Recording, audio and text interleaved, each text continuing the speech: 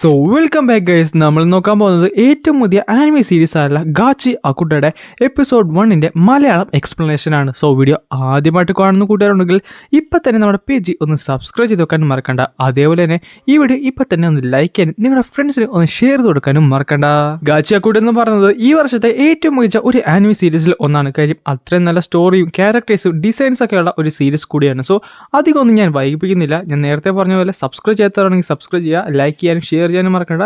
So നമുക്ക് നേരെ വീഡിയോയിലേക്ക് കടക്കാം. അങ്ങനെ എപ്പിസോഡിന്റെ തുടക്കത്തിൽ നമുക്ക് രണ്ട് സ്ത്രീകളെ കാണാൻ സാധിക്കുന്നുണ്ട്. അവരുടെ കയ്യിലായിട്ട് കുറച്ചധികം വേസ്റ്റും ഉണ്ടായിരുന്നു. അവരെല്ലാം അതുകൊണ്ട് അവിടെ ഉണ്ടായിരുന്ന ഒരു ഹോളിനകത്തുകൊണ്ട് നിക്ഷേപിക്കുന്നുണ്ട്. പിന്നെ കാണിക്കുന്നത് ഒരു പാവയാണ്. ആ പാവയ്ക്ക് ചെറിയൊരു ഡാമേജും പറ്റിയിട്ടുണ്ട്. ആ പാവ ഒരു കൊച്ചു പെൺകൊച്ചി പിടിച്ചുകൊണ്ട് നിൽക്കുവാണ്. പെട്ടെന്ന് അവളുടെ അമ്മ വന്നിട്ട് പറയുന്നുണ്ട്, അയ്യോ ഇത് കേടായി പോയല്ലോ, എനിക്ക് തോന്നുന്നു അതിൻ്റെ തയ്യൽ കൊള്ളത്തില്ലെന്ന്. പക്ഷേ നീ വിഷമിക്കേണ്ട കേട്ടോ, നമുക്ക് എത്രയും പെട്ടെന്ന് തന്നെ പുതിയ ഒരെണ്ണം മേടിക്കാം. അങ്ങനെയാണെങ്കിൽ ഇനി മേടിക്കാൻ നിർത്ത്, എനിക്ക് വലിയൊരു പൂച്ചക്കുട്ടീനെ മതി. ആ സമയത്ത് തന്നെ ആ ഒരു ഡോൾ ഒരു വേസ്റ്റിനകത്ത് കെട്ടി അവിടെ കൊണ്ട് വെച്ചിട്ടുണ്ട്. അങ്ങനെ കുറച്ച് നേരം കഴിയാൻ നേരത്ത് ആ വേസ്റ്റ് വീണ്ടും മറ്റൊരു ഹോളിലേക്ക് കൊണ്ടുവരുവാണ്. എന്നിട്ട് അതെല്ലാം കൂടെ അതിൻ്റെ അകത്തേക്ക് നിക്ഷേപിക്കുന്നുണ്ട്. അതെല്ലാം പോകുന്നത് താഴത്തുള്ള ഒരു കണ്ടെയ്നറിന്റെ അകത്തേക്കായിരുന്നു. എന്നാൽ ഇതെല്ലാം കണ്ടുകൊണ്ട് ഒരു മിസ്റ്റീരിയസ് ആയുള്ള ആരോ ഒരാൾ അവിടെ തന്നെ നിൽപ്പുണ്ടായിരുന്നു.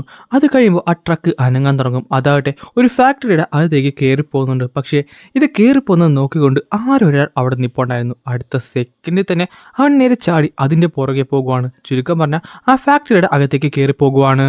ആ ഫാക്ടറിയുടെ അകത്തുണ്ടായിരുന്ന ഒരു ഓഫീസറിന് പെട്ടെന്ന് ഒരു ശബ്ദം കേൾക്കും. അവനായിട്ട് അടുത്തുള്ള ഒരു റൂമിലേക്ക് പോയി നോക്കുന്നുണ്ട്. അതിന്റെ അകത്തേക്ക് നോക്കാൻ നേരത്ത് അവൻ കാണുന്നത് നേരത്തെ കാണിച്ച ആ ഒരു പയ്യൻ ആ വേസ്റ്റിന്റെ അകത്ത് കിടന്ന് എന്തൊക്കെ തപ്പുന്നതാണ്. പെട്ടെന്ന് തന്നെ ആ ഒരു ഓഫീസർ തന്റെ തോക്കുപോയി അതിനകത്തേക്ക് കയറുന്നുണ്ട്. എന്നിട്ട് ചോദിക്കുന്നുണ്ട്, നീ ആരാണ്, നിനക്ക് എന്താണ് ഇവിടെ കാര്യം? പെട്ടെന്നാണ് ആ ട്രാഷൊക്കെ അവന്റെ കണ്ണിലേക്ക് പെടുന്നത്.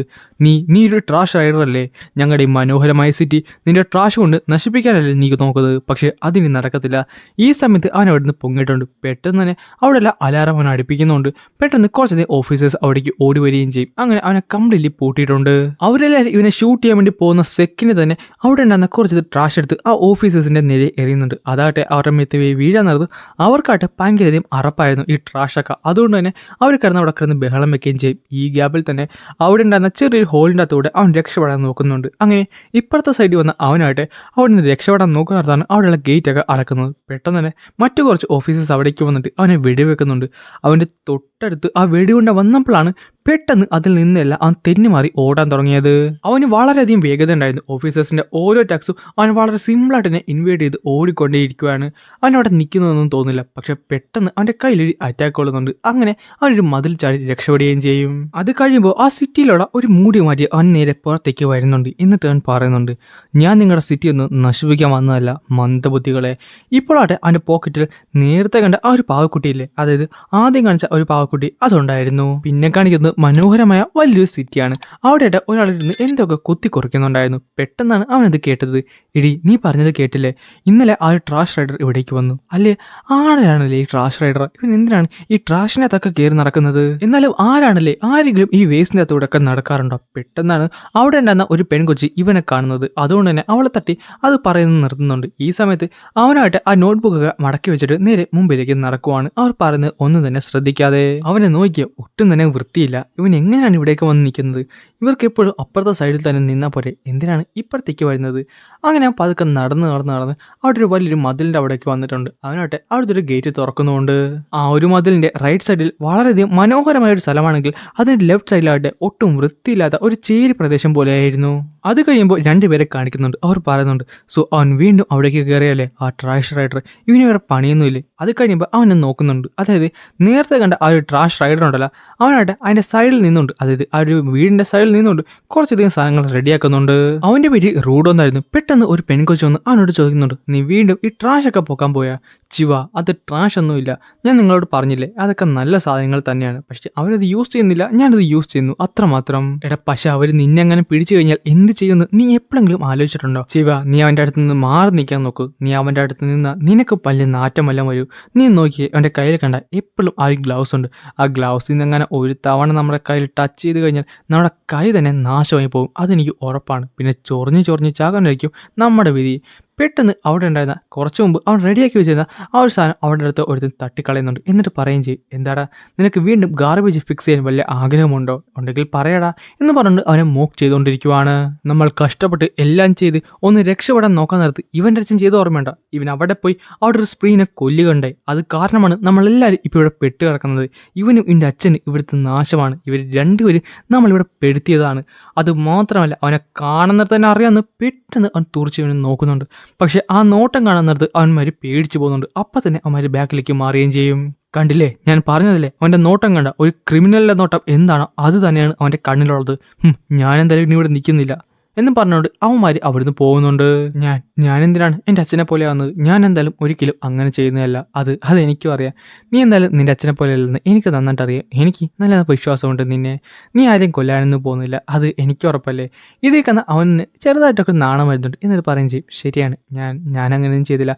പെട്ടെന്നാണ് അവളുടെ ഒരു കാര്യം ശ്രദ്ധിക്കുന്നത്. അതായത് നേരത്തെ കണ്ട ആ ഒരു പാവക്കുട്ടീനെ അവൾ ചോദിക്കുന്നുണ്ട്, ഇത് കൊള്ളാലോ, ഇത് നീ വെച്ചതാണോ, ഞാനത് എടുത്തോട്ടെ എന്ന് ചോദിക്കാൻ നേരത്ത് അവൻ പെട്ടെന്ന് പോയി അത് എടുക്കുന്നുണ്ട്. എന്നിട്ട് പറയും ചെയ്യും, അത് ഞാൻ റെഡിയാക്കിയതാണ്, പക്ഷേ അതിപ്പം ഞാൻ സെയിൽ ചെയ്യുന്നതല്ല കേട്ടോ. അത് പിന്നെ ഞാൻ അവളുടെ നേരെ നീട്ടുന്നുണ്ടെങ്കിലും പെട്ടെന്നായിരുന്നു അവളുടെ അമ്മ വന്ന് അവളെയും വിളിച്ചിട്ട് പോകുന്നത്. അവളുടെ അമ്മ അവനോട് പറയുന്നുണ്ട്, നീ എന്തിനാണ് അവൻ്റെ കൂടെ എപ്പോഴും കൂട്ടുകൂടുന്നത്? ഞാൻ നിന്നോട് പലതവണ പറഞ്ഞില്ലേ ഒരിക്കലും അവനോട്ട് കൂട്ടുകൂടാൻ പാടില്ലെന്ന്. ഈ സമയത്ത് ആരോ ഒരാൾ മറഞ്ഞു നിന്നുകൊണ്ട് ഇതെല്ലാം കേൾക്കുന്നുണ്ടായിരുന്നു. അങ്ങനെ നമ്മുടെ റോഡെന്ന് പറയുന്ന മകൻ അവൻ്റെ വീട്ടിലേക്ക് നടക്കുവാണ്. പതുക്കെ നടന്ന് അവൻ്റെ വീട്ടിലെത്തിയിട്ടുണ്ട്. പക്ഷേ അകത്ത് ചെന്നപ്പം തന്നെ ഒരുത്തനോടെ നിൽപ്പുണ്ടായിരുന്നു. അതായത് നേരത്തെ കാണിച്ചവനില്ലേ, അവൻ പറയുകയും ചെയ്യും, സോ നീ ഇന്നലെ അവിടെ പോയല്ലേ, അതുമല്ല നീ ആ പെങ്കൊച്ചിന് പാവ കൊടുക്കാൻ നോക്കിയല്ലേ. റെക്ടോ, നീ അത് കണ്ടിരുന്നോ? നീ എപ്പോൾ തൊട്ടാണ് അത് നോക്കിക്കൊണ്ടിരുന്നത്? ഓ, അതൊക്കെ അവിടെ നിൽക്കട്ടെ. ആദ്യം നീ ഇന്നലത്തെ പറ്റി പറയാൻ നോക്ക്. നീ ഇന്നലെ എന്തിനാണ് അവിടെ കയറിയത്? ഞാൻ നിന്നോട് പലതവണ പറഞ്ഞിട്ടില്ലേ, നിന്റെ ലൈഫൊക്കെ റിസ്ക് ചെയ്ത് എന്തിനാണ് അവിടെ പോകുന്നത്? അത് പിന്നെ എനിക്കെന്തായാലും ലൈഫ് റിസ്ക് ഒന്നും ഇല്ലല്ലോ. അപ്പോൾ ഇന്നലെ അവർ നിന്നെ കണ്ടില്ലേ? അത് എടാ, ഞാനൊരു കാര്യം പറയാം റൂഡോ, നമ്മൾ തമ്മിൽ ബ്ലഡ് റിലേഷൻ ഒന്നും കാണത്തില്ല, പക്ഷേ നമ്മളൊരു ഫാമിലിയാണ്. അതുകൊണ്ട് തന്നെ നമ്മുടെ ഇടയിൽ കടങ്ങളൊന്നുമില്ല. റെക്ടോ, നീ പറയുന്നത് ശരിയാണ്. താങ്കൾ എന്നെ കുഞ്ഞായിരുന്നപ്പോൾ കണ്ടുപിടിച്ചതാണ്, എന്നെ ഇത്രയും വളർത്തി വലുതാക്കി. നമ്മൾ പരസ്പരം കടത്തിലൊന്നും അല്ലെങ്കിലും പക്ഷേ ഈ ഫാമിലിയോടുള്ള റെസ്പെക്ട് ഞാൻ കാണിക്കണ്ടേ? ഇതേ കാലത്ത് പുള്ളിക്കാരൻ ഞെട്ടിപ്പോയും ചെയ്യും. എന്നിട്ട് പറയും ചെയ്യും, അങ്ങനെയാണെന്നുണ്ടെങ്കിൽ നിനക്ക് ചിവയോട് ഉള്ള കാര്യം സത്യമായിട്ട് പറഞ്ഞ പോലെ. ഇത് കേൾക്കാനത്ത് അവൻ ശരിക്കും ഞെട്ടിയും ചെയ്യും. അല്ല, നീ എന്താണ് ഇപ്പോൾ ചിവനെ പറ്റി സംസാരിക്കുന്നത്? അതല്ലല്ലോ നമ്മുടെ ടോപ്പിക്ക്. ഈ സമയത്ത് അവൻ്റെ കൈ വേദനിക്കുന്നുണ്ട്. എന്തുപറ്റി? നിനക്ക് ഇന്നലെ വല്ല പ്രശ്നം പറ്റിയോ? അത് പിന്നെ ഇന്നലെ ആരെങ്കിലും നിന്നെ വെടിവെച്ചോ? അല്ല, അങ്ങനെയൊന്നുമില്ല. എന്നിട്ട് അതിനോട് വന്ന് പറയുന്നുണ്ട്, മര്യാദക്ക് ഉടുപ്പൊക്കെ ഊരാൻ നോക്ക്, നമുക്കത് ഡ്രസ്സ് ചെയ്യാൻ നോക്കാം. എടാ, നീ ഇനിയെങ്കിലും ശ്രദ്ധിക്കണം. ഇതിലും വലുത് എന്തെങ്കിലും പറ്റിക്കഴിഞ്ഞാൽ നീ എന്ത് ചെയ്യും? ഇതിലും വലുത് എന്ത് പറ്റാനാണ്? എൻ്റെ അച്ഛൻ തന്ന ഈ വൂണ്ട് വെച്ച് കമ്പയർ ചെയ്യുന്ന നേരത്ത് ഇതിലും വലുത് എന്തെങ്കിലും എനിക്ക് വരാനുണ്ടോ? നമ്മുടെ ഈ സിറ്റിയിൽ പണ്ട് തൊട്ടുള്ള ഒരു റൂളാണ്, ഈവൻ ഏൻഷ്യൻ ടൈം മുതലുള്ള ഒരേ ഒരു റൂളാണ്. ഈ ലോകത്ത് എന്ത് തെറ്റ് ചെയ്താലും അവരെ പിടിച്ച് ആ ഒരു പിറ്റിലേക്ക് ഇടുന്നത്. നിൻ്റെ അച്ഛനും അവിടേക്ക് തന്നെയാണ് ഇട്ടത്. പക്ഷേ നീ ഒരിക്കലും അങ്ങനെ ആകരുത്. നീ നിനക്ക് വേണ്ടി സമ്പാദിക്കുക, നിനക്ക് ചുറ്റിനുള്ളവർക്ക് വേണ്ടി സമ്പാദിക്കുക.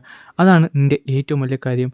പിന്നെ കാണിക്കുന്നത് ഒരു ഫ്ലാഷ് ബാക്കാണ്. അതായത് ഇവൻ കൊച്ചിലെ എല്ലാവരും തന്നെ ഇവനെ ജഡ്ജ് ചെയ്തിരുന്നു. കാര്യം അവൻ്റെ കൈ എന്ന് പറയുന്നത് അത്ര മോശമായിട്ടിരിക്കുകയാണ്. അതുമാത്രമല്ല അവൻ്റെ കൊച്ചാണെന്ന് പോലും കരുതാതെ എല്ലാവരും ഇവനെ കളിയാക്കുകയും ചെയ്തിരുന്നു. അതുമാത്രമല്ല ചില സമയങ്ങളിൽ ആ വൂൺസ് കാരണം വലിയ വേദനയും അവനെടുക്കും. അങ്ങനെയാണ് റെക്ടോ അവൻ്റെ അടുത്തേക്ക് വരുന്നത്. റെക്ടോ ആണ് ആ ഗ്ലൗസ് അവന് കൊടുക്കുന്നത്.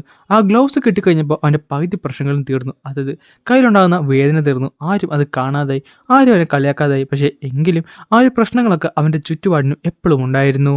എന്നാൽ ഇവർ പറയുന്നതൊക്കെ കേട്ടോണ്ട് ഒരു മിസ്റ്റീരിയസ് ആയുള്ള ഒരാൾ ആ ഒരു വീടിൻ്റെ പുറത്ത് നിൽപ്പുണ്ടായിരുന്നു. അങ്ങനെ പിറ്റേ ദിവസം രാവിലെ ആയിട്ടുണ്ട്. റോഡുമായിട്ട് അവിടെ നിന്ന് നടക്കുവാണ്. അതായത് അവനൊരു സ്ഥലത്തേക്ക് പോകുവാണ്. അവൻ നോക്കാൻ നേരത്ത് ആ ഒരു പിറ്റി, അതായത് നേരത്തെ പറഞ്ഞില്ലേ കൊല്ലുന്ന ആ പിറ്റി, അവിടെ ആയിട്ട് കുറച്ചധികം ആൾക്കാർ നിൽപ്പുണ്ടായിരുന്നു. അതായത് ആരോ ഒരാൾ അവർ നേരെ താഴത്തേക്ക് ഇടുന്നുണ്ട്. അങ്ങനെ റോഡിൻ്റെ മനസ്സിലായിട്ട് കുറേയധികം ഡൗട്ടുകളുണ്ട്. അതായത് ആ താഴത്തേക്ക് വീണ ആർക്ക് എന്ത് സംഭവിച്ചു കാണോ, അവൻ രക്ഷപ്പെട്ടു കാണോ ഇല്ല എന്നൊക്കെ കുറേയധികം ഡൗട്ടുണ്ട്. പെട്ടെന്നായിരുന്നു ചിവ അവിടേക്ക് വരുന്നത്. എന്നിട്ട് ചോദിക്കുന്നുണ്ട്, അല്ല നീ എന്താണ് ഇവിടെ ചെയ്യുന്നത്? നിന്നെ എപ്പോഴും ഇവിടെ കാണാറൊന്നുമില്ലല്ലോ.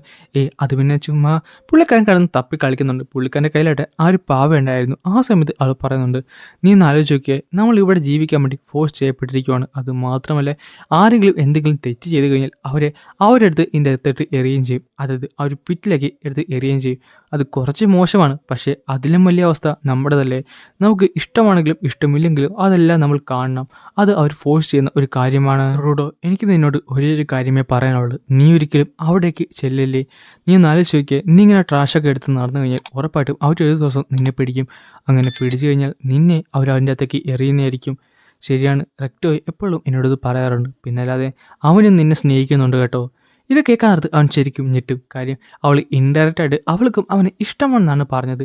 അങ്ങനെ പെട്ടെന്ന് അവൻ എന്ത് ചെയ്യണമെന്ന് അറിയാൻ മേലായിരുന്നു. പുള്ളിക്കാരൻ റിയലി സർപ്രൈസ് ആയി പോയി. അങ്ങനെ അവൾ തിരിഞ്ഞ് നോക്കുന്നുണ്ട്. ഈ സമയത്തായിട്ട് അവൾ നൈസ് കിടന്ന് ബ്ലഷ് ചെയ്യുന്നുണ്ട്. റൂഡോയ്ക്ക് അവൻ്റെ ഇമോഷൻസ് കൺട്രോൾ ചെയ്യാൻ പറ്റുന്നില്ല എന്ന് അന്നേരം താഴത്തൊക്കെ വീഴുന്നുണ്ട്. ആ സമയത്താണ് ആ ഒരു പാവനെ അവൾ കാണുന്നത്. അവൾ ചോദിക്കുന്നുണ്ട്, ഇത് മറ്റേ പാവയല്ലേ? അതെ, ഇത് ഞാൻ അവിടുന്ന് ഇഷ്ടപ്പെട്ട് കൊണ്ടുവന്നതാണ്. ചിലപ്പോൾ നിനക്ക് അങ്ങനെ ഇഷ്ടപ്പെട്ടാന്ന് ഓർത്തു. പക്ഷേ ഇത് ട്രാഷിനായതുകൊണ്ട് ചിലപ്പോൾ നിനക്ക് ഇഷ്ടപ്പെട്ടില്ലെങ്കിലോ? ആ സമയത്ത് അവൾ അത് മേടിക്കുന്നുണ്ട്. എന്നിട്ട് പറയും ചെയ്യും, ഇത് ശരിക്കും ലവ്ലിയാണ്. ഞാൻ ഉറപ്പായിട്ടും ഇതിനെ സൂക്ഷിച്ച് വെക്കുന്നതായിരിക്കും. അങ്ങനെ അവരുടെ ഇടയിൽ ഒരു ബോണ്ട് ക്രിയേറ്റ് ചെയ്യപ്പെടുവാണ്. അവനാട്ടെ എന്ത് ചെയ്യണമെന്ന് അറിയാൻ മേലായിരുന്നു. അവൻ്റെ ഏറ്റവും വലിയ ആഗ്രഹങ്ങളിൽ ഒന്നായിരുന്നു ചിവ. അങ്ങനെ അടുത്ത സെക്കൻഡിൽ തന്നെ അവൻ നേരെ ഓടുവാണ്. റെക്ടറുടെ അടുത്തേക്കാണ് ഓടുന്നത്. അത്രയധികം സന്തോഷം അവൻ്റെ ഉള്ളിലാണെന്ന്. എങ്ങനെയെങ്കിലും റെക്ടറുടെ അടുക്ക് ഇത് പറയണമെന്ന് മാത്രമായിരുന്നു അവൻ്റെ മൈൻഡിലുണ്ടായിരുന്നത്. എന്നാൽ ആ പോകുന്ന വഴി കുറച്ചധികം ഓഫീസേഴ്സിൻ്റെ മേത് അവൻ തട്ടി വീഴുന്നുണ്ട്. അവിടെയുള്ള ഓഫീസേഴ്സിനെ വിളിക്കുന്നത് അപ്പോസ്റ്റൽസ് ആണെന്ന്. അങ്ങനെ അതൊന്നും മൈൻഡ് ചെയ്ത് അവൻ നേരെ നടക്കാൻ തുടങ്ങും. അവൻ്റെ വീട്ടിലേക്ക് ചെന്ന് അവനെ കഥക് തുറക്കാൻ നേരത്ത് തന്നെ റെക്ടർ പറയുന്നുണ്ട്, അല്ല നീ അത് അവനോട് പറഞ്ഞോ? പക്ഷെ പെട്ടെന്നാണ് അവിടെ ഒരു ഗ്ലിച്ച് പോലെ ഉണ്ടാകുന്നത്.